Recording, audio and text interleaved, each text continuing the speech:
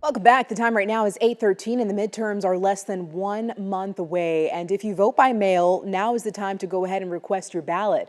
Adrianna de Alba explains how a new law is changing the way Texans should really cast their vote. You can vote by mail in Texas, but there are a few changes you need to know about since Senate Bill 1 became law. Let's go over what Senate Bill 1 is.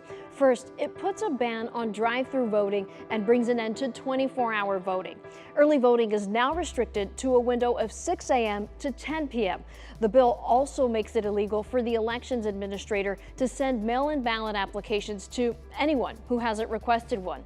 SB1 also creates new ID requirements for voting by mail. Voters will be asked to provide their full driver's license number or partial social security number on the ballot application and the envelope used to return your completed ballot. This is critical. That information must match what is already on file in your voter record. SB1 also increases bipartisan poll watcher protections, and here's how. It allows them free movement within a polling place, with the exception of a polling station while a voter is casting their ballot. The bill also requires training for poll watchers before they are eligible to serve. Now that we've laid out the new rules, here's how you can vote by mail in Texas.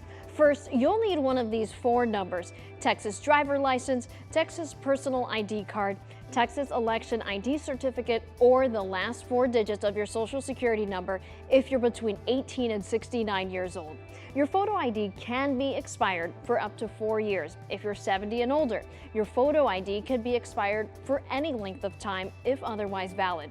Next, call your local or county office holding the election and request that a voter application by mail be sent to you, or you can download one from the Vote by Mail section of the votetexas.gov website. From there, you can fill out your ballot and send it back to the early voting clerk as early as 60 days before the election. All applications have to be received by the early voting clerk no later than the 11th day before the election.